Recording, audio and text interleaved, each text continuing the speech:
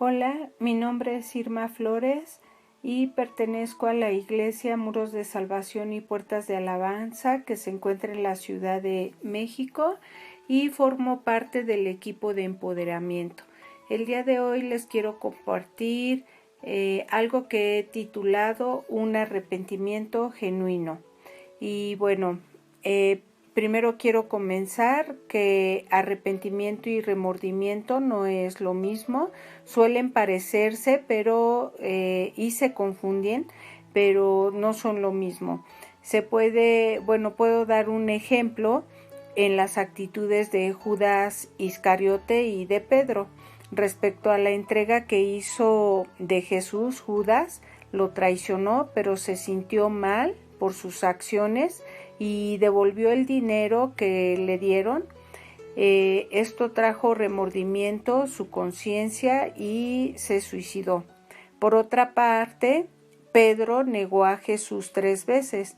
Después se sintió muy mal y en la Biblia se registra que lloró amargamente. Pedro se arrepintió y cuando Jesús resucitó, un ángel le dijo a las mujeres que fueran a la tumba vacía, que anunciaran a los discípulos que había resucitado, mencionando especialmente a Pedro. Y bueno, nada más algo que quiero mencionar más de remordimiento es algo momentáneo, donde se lamenta uno que hizo algo incorrecto, pero nada más es temporal. Y el arrepentimiento es algo que cuando tú reconoces a Cristo como tu Señor y Salvador, el Espíritu Santo sella tu espíritu y esto trae el que te redarguye el Espíritu Santo cuando estás haciendo algo incorrecto delante de Dios, porque en tu espíritu ahí Dios empieza a trabajar de lo bueno y lo malo, a tomar decisiones conforme Dios quiere. Y es ahí donde Él empieza a hacer un proceso y lleva a identificarte en medio de esta relación con Él cuando estás haciendo algo incorrecto. Y bueno, el arrepentimiento, esto trae un cambio de ideas, de pensamiento, de dar media vuelta y caminar en la dirección opuesta. Ahora sí que es un cambio de actitud. Y bueno, en la Biblia podemos ver que estos cambios de tu mente, de actitud, de rumbo y de estilo de vida, en un momento dado, si tú ibas por un camino malo, ahora se va por ese camino correcto y ya no regresas a esa vieja naturaleza, a ese viejo hombre donde en un momento dado era tu yo, era tu manera de pensar, tu manera de hacer las cosas, pero ahora vas a ser guiado bajo Dios, bajo la guía de Dios, bajo la guía del Espíritu Santo, y es ahí donde te vuelvo a repetir, está ese arrepentimiento donde tú estás reconociendo que delante de Dios has hecho algo incorrecto, que es el pecado. Y bueno, aquí yo te puedo compartir cómo dice la Biblia que podemos arrepentirnos.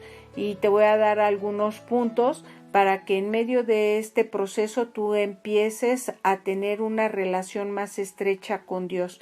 ¿Y cuál es uno de ellos? El primero que yo te voy a mencionar es: escucha la palabra de Dios y para ello tienes que leerla, tienes que meditarla, tienes que profundizarla, ya sea que tú empieces a leer la Biblia o puede ser que tú te apoyes en las redes, en escuchar una enseñanza. Hay diferentes maneras en el cual tú puedes estar escuchando o tú mismo lee la palabra de Dios. Otro, de que tú encuentres sentido a que verdaderamente hay que arrepentirse, no nada más lamentarse o que haya ese remordimiento momentáneo de que tú has fallado, porque hoy en día ese significado moderno que dice uno, no, pues sí me lamento, sí el remordimiento que trae uno por hacer un acto mal en ese momento, pero no pertenece a la Biblia. Tienes que hacer ese cambio de rechazar ya lo pasado, lo viejo, tu manera de hacer las cosas, tu manera de pensar. Hoy en día tú tienes que hacerlo reconociendo a Dios y negarte a ti mismo y dejar que sea Dios el que guíe tu vida, que reine Jesús en ti. Y tienes que arrepentirte de llevar a creer lo que dice la palabra de Dios. ¿Y de qué manera creer? Es obedecer, llevar a la obediencia, a la práctica, lo que dice la palabra de Dios. Aquí tienes que también reconocer tu estado delante de Dios, de que ya sea que seas joven o anciano, a lo mejor puedes decir que soy una persona buena, no hago daño a nadie, pero delante de Dios todos pecamos. Entonces, aunque seas una buena persona, lo que Dios quiere es de que haya un verdadero arrepentimiento y que lo reconozcas en tu vida, de que en verdad eres pecador, porque no hay persona perfecta.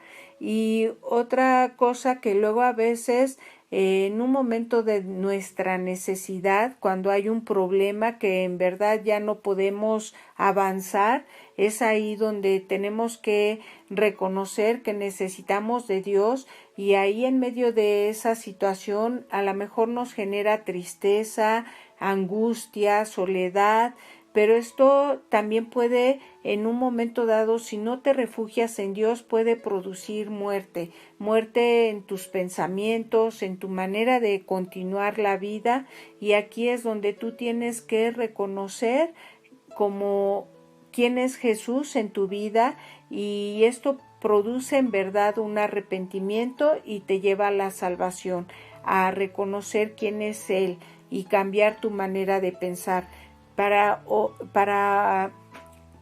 También tienes que llevar el ser humilde, tienes que reconocer que en tus propias fuerzas no puedes hacer las cosas, tienes que humillarte delante de Dios y pedirle esa ayuda.